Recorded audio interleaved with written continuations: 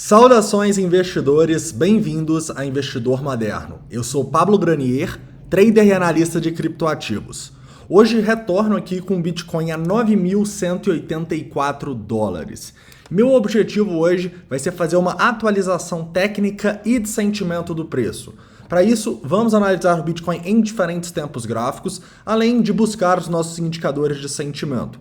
Vamos falar do Tensor Charts, do Crypto Fear and Greed e do Long Short Ratio, tá? Além disso, no final, também vamos dar uma passada no S&P, já que sabemos que a nossa correlação ainda existe, beleza?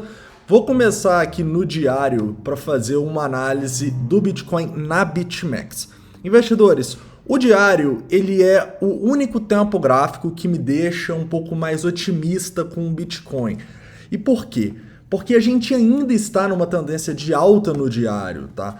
O diário, ele vem subindo aí, fazendo novas máximas e mínimas superiores desde os 3.600 dólares. E mesmo com essa queda que a gente fez aqui, mesmo assim a gente conseguiu deixar mínimas superiores às mínimas que a gente deixou lá em maio e no começo de junho. Ou seja, isso nos mostra que estamos formando um padrão de continuação, que é este triângulo ascendente, tá? Porém, triângulos ascendentes podem sim romper para baixo e acabar revertendo a tendência. Por isso, eu ficaria muito de olho nos suportes aqui no diário, tá?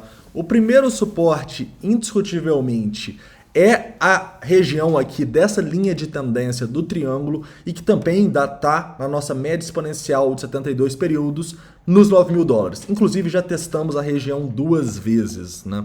E nós sim temos um suporte interessante até essa região dos 8.700, se for mais conservador, os 8.600, tá? Como é no diário, eu acho que faz sentido a gente ser um pouco mais conservador e colocar um range um pouco maior. Essa região, sim, é uma região que pode suportar o preço do Bitcoin, mas para mim, ele perder os 9.000 dólares já vai ser um péssimo sinal, porque vai estar perdendo esse suporte, que para mim é bem mais importante do que este aqui nos 8.600 mais abaixo, tá? Se perder esse suporte, a gente sim vai ter que olhar para o Bitcoin a valores bem inferiores, tá? Mas enquanto isso não acontecer, realmente no diário eu não consigo ver uma situação desesperadora, né? Lembrem-se, no diário, tipicamente o que operamos no Bitcoin são position trades. Então realmente são trades para ficar muitas semanas, meses comprado, tá? Então são movimentos que para ter realmente uma reversão a gente precisa de movimentações maiores do preço. E essa movimentação maior de reversão vai acontecer para mim se o Bitcoin perder essa zona, tá? Aí a gente vai falar dele a 7.000, 6.000 dólares e se acontecer, a gente vai discutir extensivamente aqui no canal, tá? Mas indo para o 4 horas, tá? Porque no 4 horas a nossa situação já começa a piorar consideravelmente, tá? As nossas médias, outrora suporte no diário, agora estão claramente se transformando numa resistência muito forte ao preço. Vocês podem ver que as médias exponenciais, a nuvem de Ishimoku e o ponto de controle está acima. Então, qualquer viés altista que a gente tinha aqui para uma possível onda rompendo ali e indo testar a parte superior do triângulo, fica extremamente improvável enquanto a gente não recuperar essa região das médias e do ponto de controle, tá bom? Então no 4 horas eu não consigo ficar otimista no Bitcoin enquanto ele não passar dessa zona gigantesca aqui de resistência, tá? O que eu vou fazer aqui? Vou pegar uma zona que eu tô vendo essa resistência e vou traçar um Fibonacci lá do topo para a gente ter uma confluência do VPVR com o Fibonacci, né? Porque aí a gente pode ter mais indicadores para nos mostrar onde que provavelmente a gente vai ter uma resistência forte. Beleza. Vejo aqui, olha só, que o ponto de controle está justamente entre o 0,5 e o 0,618, não vai ser fácil de passar. E eu gostaria de colocar essa resistência até essa região um pouquinho acima dos 9.500, tá? No 4 horas, enquanto não ultrapassar essa região, que é um pouco acima do 0,618, depois desse HVN aqui, ponto onde muita gente comprou e vendeu, e da nuvem de Ishimoku, fica difícil a gente ficar otimista no 4 horas, tá? O que a gente está vendo aqui é uma tendência aqui de baixa que pode levar o Bitcoin a fazer uma onda 3 para baixo, levando levando ele a testar os 8.600, quem sabe até a romper, correto? Um detalhe interessante é que a gente tá nesse triângulo, né? E esse triângulo aqui, ele é um padrão que tipicamente a gente vai ter essa indecisão do preço, né? Dentro do triângulo a gente tem uma consolidaçãozinha. Então às vezes a gente tem pontos onde essas médias e pontos de resistência não se provam tão relevantes por causa dessa consolidação que a gente está formando no triângulo, tá? Mas indiscutivelmente pela análise técnica, para ter uma maior probabilidade de alta aqui no Bitcoin, a gente precisa esperar ele recuperar essa região dos 9.500, isso falando numa perspectiva do 4 horas, numa perspectiva aí de swing trade, correto? Se eu abaixar um pouco mais o tempo gráfico, eu vou poder encontrar pontos aqui onde o Bitcoin precisa romper no curto prazo para a gente começar a respirar e começar a ter uma perspectiva um pouco melhor, né? Porque nesse momento 1 hora também está muito feio, né? 1 hora está em tendência de baixa, inclusive estamos testando justamente a média exponencial de 34 agora. Passando dela, nós devemos ir até a 72, mas passar a 72 não vai ser fácil, né? Vocês estão vendo que além da média de 72, a gente também tem o ponto de controle nessa região próximo aos 9.300. Então, realmente, no curto prazo, eu ficaria de olho aqui nessa região entre os 9.280 e os 9.300 e pouco, 320 ali, que a gente deixou alguns topos, que é uma região que, se o Bitcoin ficar acima, a gente pode sim voltar a ficar um pouco mais otimista, pelo menos olhando no 1 hora, tá? Enquanto não tiver essa reversão, a situação tá bem feia aqui no 1 hora, beleza? No 15 minutos, a gente já começa a ter uma esperança um pouco maior, olha só. No 15 minutos, a gente está tentando sair da nuvem de Shimoku. Mas por que não é um tempo gráfico que eu vou considerar tanto aqui, por exemplo, para abrir um long agora?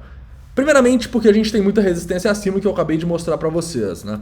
Mas também porque a última vez que a gente teve uma tendência de alta aqui no 15 minutos acabou sendo uma armadilha, né? Tendência de alta, é claro, de acordo com os indicadores aqui, né, investidores?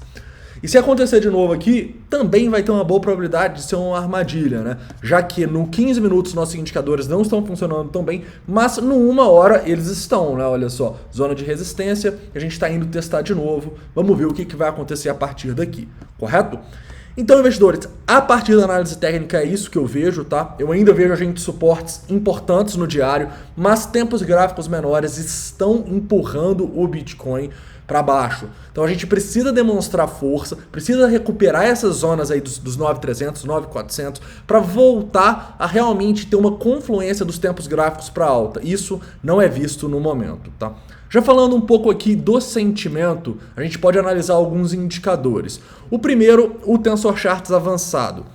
O Tensor Charts avançado, o primeiro ponto que eu quero mostrar para vocês é que o VWAP de 1 hora está sendo a resistência aqui, e é onde justamente o preço está agora nos 9.200, tá? Também vejo que a gente tem muita resistência nessa região, então também acho que não vai ser fácil passar nem dos 9.200, né? Se passar vai ser sim uma demonstração de força, mas eu vejo bastante resistência e não só pelo book, mas também pelo VWAP aqui, que serviu de resistência a última vez que o preço foi lá, que foi também aquele ponto onde a gente teve uma reversão no 15 minutos, correto? Então não vejo uma situação boa aqui no Bitcoin pelo Tensor Charts avançado. Sim, detalhe, a gente não está tendo tantas instituições mais tentando fazer o preço cair, né?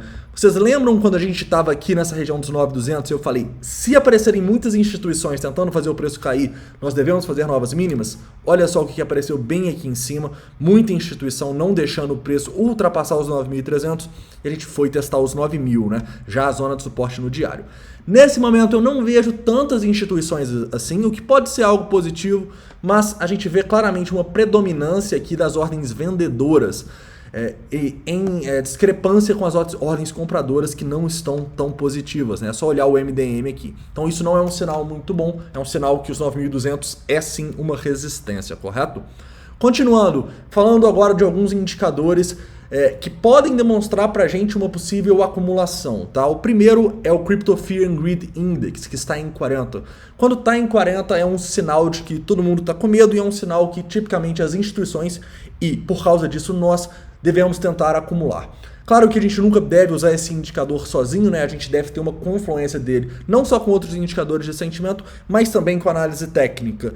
Então, nesse momento, eu vejo isso aqui como algo positivo, obviamente, mas não é algo que vai me fazer tomar uma decisão de, vou comprar Bitcoin só por causa disso, correto? Então, muita atenção a este indicador. Se a gente tiver mais uma queda do Bitcoin e uma queda forte aí para formar novos patamares no Fear and Greed Index, por exemplo, ir para 30, para mim já seria um sinal muito mais forte de possível acumulação. No momento, eu encaro como algo bullish, mas não algo como faça a gente tomar uma decisão de comprar só por causa dele, correto? Outro ponto importante aqui e um indicador que está em discrepância com com o Crypto Fear and Greed Index é o Long Short Ratio, tá? O Long Short Ratio ainda está extremamente elevado de uma maneira bearish. Nós estamos com 55,8% de operações de long do mercado das sardinhas, ou seja, se a maioria das sardinhas está apostando em long, a maior probabilidade é sim que o preço continue caindo para estopar e liquidar essas sardinhas, né? É o que a gente também teve quando a gente estava em 9.200. Por incrível que pareça, o preço que já estava, eu acho que 55%, 56% quando eu fiz o vídeo, chegou a incríveis 58%. Então realmente eu acho que a queda até 9.000 era necessária para o preço estopar e liquidar mais pessoas, coisa que a gente pode ver que aconteceu se eu pegar aqui, né, no Tensor Charts do Open Interest, vocês vão ver que na queda até os $9.000, ali, quando a gente rompeu os $9.000, a gente teve mais 21 milhões em liquidação, tá? Então é outro sinal aí que pode ser um sinal para que teve acumulação, mas enquanto a gente não tiver realmente uma demonstração de força um pouco maior do Bitcoin pela análise técnica, se mostrando aí um ativo que vai voltar a subir, que vai voltar a tendência de alta, eu realmente acho que esses indicadores de sentimento podem não ser os ideais para a gente pensar em entradas, correto? A gente tem que sempre aliar eles com análise técnica. Beleza, investidores? Continuando aqui, por fim, eu vou falar um pouco do S&P, né? O S&P que, como sabemos, está correlacionado com o Bitcoin. Então, quedas ou altas aqui do S&P realmente vão levar o Bitcoin a uma maior probabilidade, né, de andar para o mesmo lado.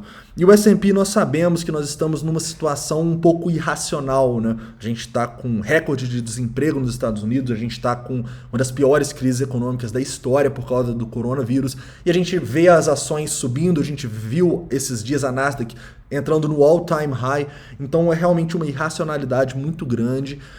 Eu acho que a gente formou uma mini bolha aí, né, com toda a atuação do Fed de maneira irresponsável, né, dando liquidez infinita para o mercado.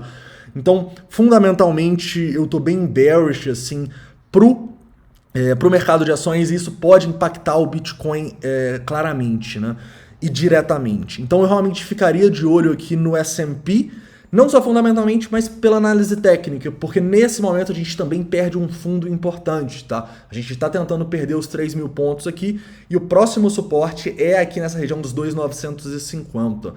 Então a gente vai fechar daqui a algumas horas, né? Mas na próxima semana, se o S&P não demonstrar uma força e voltar a subir, eu vou mostrar os pontos de resistência para vocês, a gente pode ver uma continuação dessa queda aí nos mercados e, consequentemente, o Bitcoin.